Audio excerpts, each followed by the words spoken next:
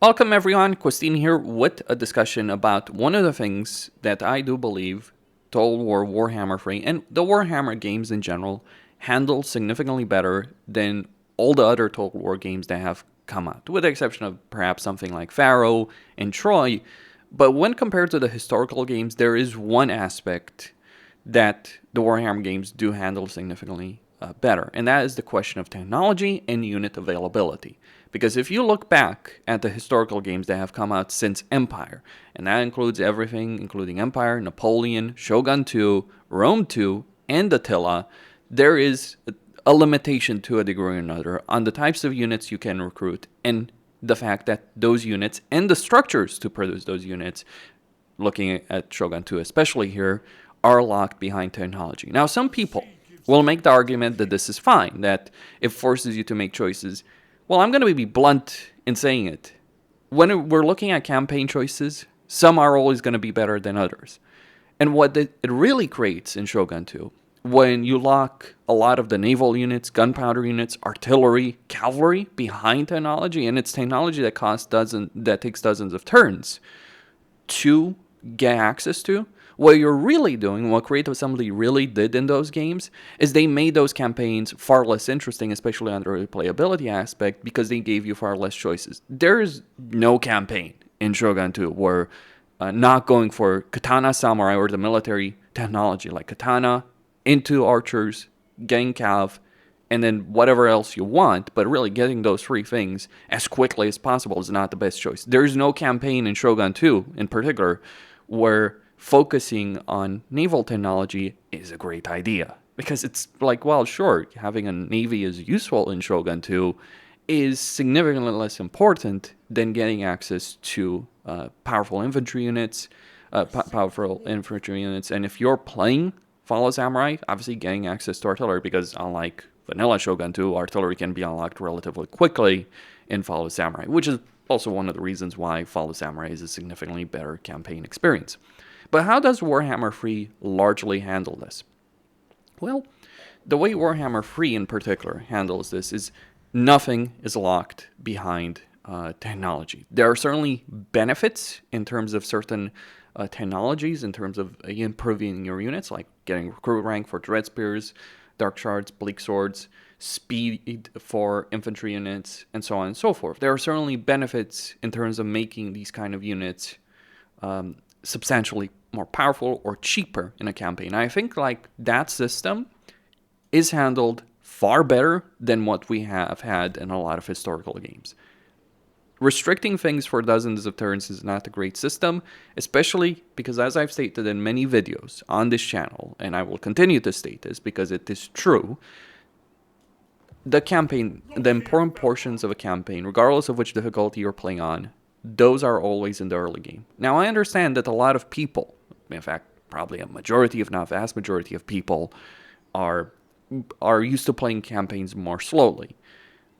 But I want to point out that a game should not be balanced around this, that kind of playstyle. What the game should be balanced around and should be designed around is what is the best playstyle for that game. Not the highest difficulty necessarily or anything like that, but what is the best playstyle you can embrace for that game, and how do we make that playstyle as fun and as interesting as possible, as opposed to as annoying as possible. And that's really the issue with Shogun 2 in particular.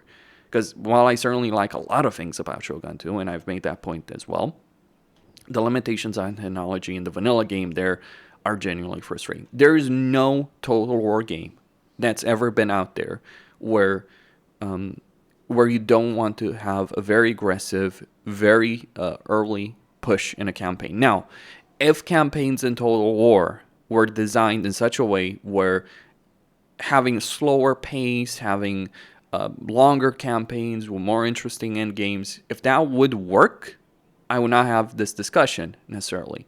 But that's not how campaigns work in Total War. Campaigns in Total War, and this has been the case for a long time, are very front heavy.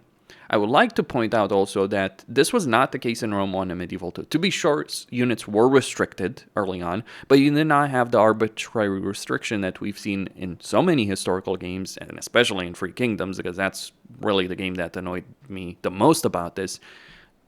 units were not restricted behind certain technological choices, quote unquote, where the choices really what they boil down to is like, there's the best path, and picking anything else is a mistake in every campaign. And this is certainly the case. One of the reasons why I hate the research tree, even to this day in Warhammer 3, because there are certain technologies over here that are better than others.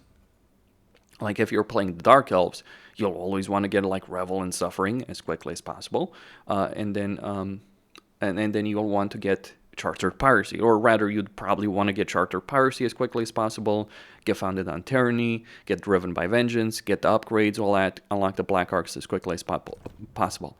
Everything else ends up being fluff. That's the point. That's certainly an issue with the technology tree, and I do think Creative Assembly needs to change that. So I'm not saying the technology tree of Warhammer 3 is great. I'm saying that the fact that we don't have to bother with it is certainly a much better system than we've had in other games. Or rather, the fact that we can unlock every unit type, hero type, lord type without being restricted in terms of technology. Imagine if abilities, like unit abilities, were locked behind you researching certain technologies. Ooh, that would be really irritating. So here's one of the things that happens if you play Warhammer 3. Like, take into consideration the Dark Elves. Sure, Lokier is probably the more extreme example of this, but if you're playing Dark Elves as Lokier, or once you get access to a Black Arc, you can recruit Black Arc Corsairs from a Tier 1 Black Arc, these guys are really Tier 3 units. And furthermore, since Black Arcs can level up relatively quickly, you can get access to all of these unit types, like over here, like basically until Tier 3, very quickly, and then you'll get access to all the great unit types also very quickly in a campaign. That gives you a diversity in terms of your army roster that is severely lacking in many other Total War games. Like in Shogun 2, Bo Ashigaru, Yari Ashigaru, Katana Samurai, right? That's kind of what it goes. And then you go Bo Samurai if you can afford it, for instance.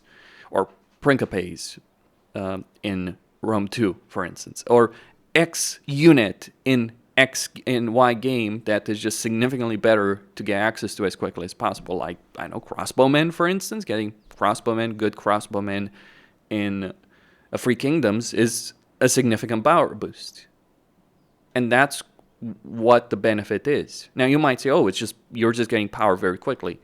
Well, having diversity in your army roster, if you think having diversity in your army roster without annoyances like that is just buying power, I think you really misunderstand how this game should be played, or how these games should be played. Because while certainly I can recruit Black Arc Corsairs very quickly in this campaign, and because of the combination of how the Dark Elves work right now in Warhammer 3 and how other races work, like Greenskins, Warriors of Chaos, etc., they can certainly get access to top tier units very quickly. That doesn't mean you can just run around with Doom stacks from turn 1. Well, if you're the Greenskins, you probably can, right? Nasty Skulkers are that kind of unit. But that's kind of racial balance issue, not necessarily that it's bad to have unit types unlocked very quickly. Also, Nasty Skulkers are like just, a very basic, easy to acquire unit. But here's the thing. When we're considering this, while I can certainly get a lot of high tier units fairly quickly, like give me 20 turns in this campaign, I'll be looking at Black Dragons, for instance. But while that's certainly possible, is that really the best way to play the game? It is an option. It's not necessarily the best way to play the game. Instead, you have to account for a fact like, yeah, you can get something like a Black Dragon, you can get masses of artillery, you can get masses of powerful melee units, but you also have to consider like the cost. The main limiting factor in any campaign in Warhammer 3 in particular, compared to other games, because we've had restricted armies in games for so very long, Warhammer 3 is not having about one powerful army. In fact, that's probably one of the worst ways to play the game. It's about having as many powerful armies as possible. And how you balance that out is really the crucial aspect you got to understand in a campaign. Like, how many armies can you get on a campaign? How much power do you think is good enough to put in those armies versus the number of armies you have? How many fronts are you fighting on? Those are the kind of things. Those are the kind of decisions I would much rather make in a campaign than deciding which arbitrary decision to go down the research tree in something like Shogun 2. Now, to be clear, you can certainly enjoy Shogun 2 right now. with a mod that makes research instantly. And it makes the campaign a lot more interesting to play because you get access to those decisions and you have those decisions to make. Like, I've had a great deal of fun with Shogun 2 Fallen Samurai when I removed those restrictions and myself and the AI were running around with hordes and hordes of horses. It led to more interesting fights, led to more interesting campaigns. So it is very possible, even in the context of that game, to make things far more interesting than they are by default. But the default state is what really matters because it signals the intent of the developers. And I do feel historical game fans tend to ignore this fact, especially people who never played the Warhammer games, or especially people who never played Warhammer 3 and don't understand this concept, because this is relatively recent to Warhammer 3, because Warhammer 2, Warhammer 1, you would still be really restricted in armies. Like, this is the difference between Warhammer 2 and 3. In Warhammer 2, having access to all kinds of unit types when military supply lines were a genuine nuisance was a problem, because it did genuinely mean that you were buying power because you would always have fewer armies. So increasing the power of each individual army was a pretty big deal. But in Warhammer 3, because supply lines are a far smaller issue, like only 4%, then that means you have to the best way to play Warhammer 3 is to get as many armies as you can afford and make those armies as powerful as you possibly can. But you will not be able to afford hordes of black dragons in every single army, unlike, say, massing katana samurai in one army in Shogun 2 and demolishing everything that stands in your path, or going Principes, or XYZ unit in any number of Total War games that have been out there. That's where I stand on this issue. Let me know what you guys think. Kostin signing out.